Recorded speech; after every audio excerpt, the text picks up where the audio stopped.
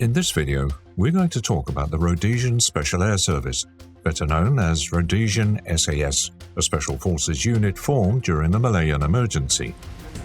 Background: the Malayan Emergency was a guerrilla war fought between fighters of the Malayan National Liberation Army (MNLA) and the British and Commonwealth military forces. The Communists fought to win independence for Malaya from the British Empire and to establish a socialist economy, while the Commonwealth forces fought to combat communism and protect British economic and colonial interests. Prequel to the Rhodesian SAS. The UK Special Air Service needs no introduction to anyone remotely interested in military history or special operations. However, there's much more to learn about this elite unit, which traces its existence and influence across the history of the British Empire. Much of the Brits' power was derived from their colonies and their stock of available military recruits. Even today, Australia and New Zealand kept the SAS title for their special forces. In 1948, guerrillas began attacking British infrastructure and challenging British rule. These were a reconstituted arm of the local units that the British had trained to fight Japanese occupiers during World War II. The terrain and tactics of the guerrillas were difficult to counter with conventional forces. Sabotage and hit-and-run operations began against the transportation systems and the lucrative rubber plantations that were vital to Britain. The guerrillas would come from the impenetrable jungle and disappear back into it. During the ongoing actions in Malaya, a group of men from the south of Rhodesia volunteered to go to Malaya.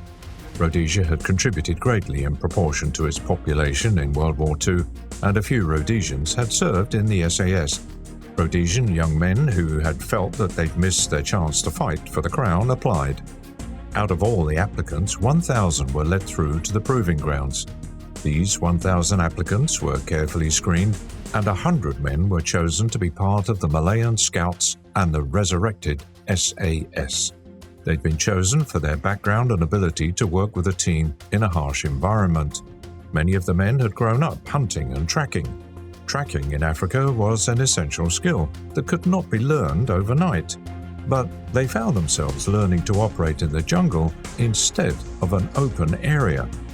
Once they were chosen, they were trained by two Rhodesian veterans of World War II, Lieutenant Peter Walls and Lieutenant Ron Campbell Morrison.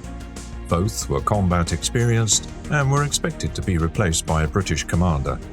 The 100 were sent off to war. While there, they became the C Squadron known as the Malayan Scouts of the already formed A and B Squadron of the British SAS. Their primary missions were reconnaissance and the interdiction of the enemy guerrilla forces along well-known Allied supply routes. When C Squadron concluded their tour of duty, they came back to southern Rhodesia and the unit was disbanded. Harsh truth about guerrilla warfare. Even though the young men were chosen and trained for Rhodesia, it was very hard to adapt. The canopy of the jungle blocked sunlight, causing the men to look for different tracks than they were accustomed to.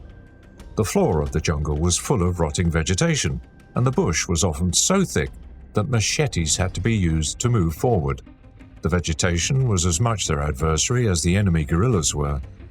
It was in the jungle that the lessons of guerrilla warfare were born for the Rhodesians. This war will not allow for the entire squadron to hack through the jungle in open pursuit of the enemy. To do so would invite ambush and death. Operating in small groups from a 4 to 14-man patrol was the norm. Soldiers could operate for a maximum of 7 days in the jungle. The enemies were not large in number, but their knowledge of the jungle terrain allowed them to overcome a pursuing army. C Squadron's job was to find them, take their safe havens away, and then drive them out of the bush into the hands of more conventional army units. This took patience and resolve. The SAS would often spend weeks at a time tracking and piecing together the intelligence they developed. One thing that eased the pursuit was the helicopters, which allowed the men to be inserted deep into enemy territory to hunt their prey. Typically, a team would insert into an area believed to be the home to a band of guerrillas and plot out the areas to recon, searching behind every bush for information that would lead them to their objective. A base camp would be set up, and from there men would be sent in 4 distinct directions to create a 360-degree search area. This would go on for days or weeks, until they found a trail or a camp. Once the enemy was located, they would devise an ambush plan. It was rare to make an outright assault due to the small number of operators. Forming and disbanding of the RSAS. The formation of the real Rhodesian SAS dates back to November 1959. The Federal Assembly decided to form a parachute evaluation detachment with a view to the possible formation of an airborne unit. In 1960, a detachment of the Royal Air Force arrived to conduct the training of the Parachute Evaluation Detachment. The British had learned many valuable lessons in jungle warfare while fighting the Japanese in Southeast Asia. This training and experience still lived on in the seasoned veterans. By March of the same year, the PED was complete, and those who endured the course would go on to become members of the PED. The formation was a success, and in July the Brits decided to form a regular European Special Air Services squadron. In late 1960, a training unit was formed to prepare the ones willing to join the 1st Rhodesian Light Infantry and Sea Squadron SAS.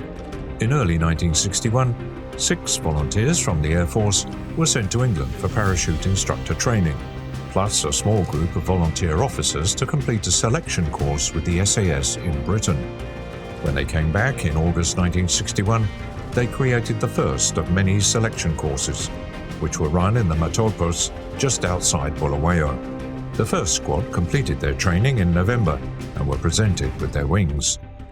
In late 1961, the SAS were moved to Ndola Barracks in northern Rhodesia, along with the Silu Scouts Armoured Car Regiment. By July of the following year, more squadrons completed the course, so the unit had sufficient men to become operational and became known as Sea Squadron Rhodesian Special Air Service. With the breakup of the Federation at the end of 1963, the squadron was virtually destroyed, with some remaining in northern Rhodesia. Only 38 men remained to serve in southern Rhodesia. In the years following the breakup, the unit was having difficulty attracting recruits.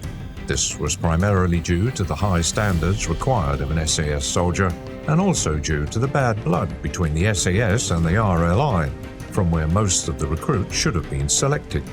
Nevertheless, the SAS and the RLI played crucial roles in the domestic counter-effort during the Rhodesian Bush War. The SAS and the Scouts were the principal special forces units used in external operations, with the most important one being Operation Dingo in November 1977, which was one of the most successful operations conducted during the war, where more than 3,000 Zanla fighters were killed and 5,000 wounded. The number of men in the SAS went up to approximately 250 in June 1978, when the Sea Squadron Rhodesian Special Air Service became Rhodesian Special Air Service Regiment. The unit moved to its new barracks called Covert in 1979 and continued to serve with outstanding success until it was disbanded with the transition to black majority rule on the 31st of December 1980 as Rhodesia became Zimbabwe. Peter Walls. Among the brave men that were part of this Special Forces unit, a few stood out. These were real school tough guy veterans that instead of retirement, trained, guided and mentored newly formed forces. One of them was Lieutenant General George Peter Walls, who was born in Rhodesia. His father was a military pilot, and he'd followed in his tracks. At the age of 24, Walls was promoted to the rank of captain and was appointed second in command of Sea Squadron. Walls proved his fighting and leadership qualities in the Malayan jungle, for which he was promoted to the rank of major and appointed as the unit's commanding officer. For his military service in Rhodesia, he was awarded the Legion of Merit, the Defence Cross for Distinguished Service, and the Most Excellent Order of the British Empire. For those interested in learning more about the Bush War, Rhodesian SAS, and the guerrilla tactics training and execution, we recommend books written by historian Hannes Wessels, A Handful of Hard Men, the SAS and the battle for Rhodesia. And we dared to win the SAS in Rhodesia. That's it for today's video. If you enjoyed it, make sure to leave a like and subscribe to our channel. Also, ring that bell so you don't miss any of our future uploads. Until the next time.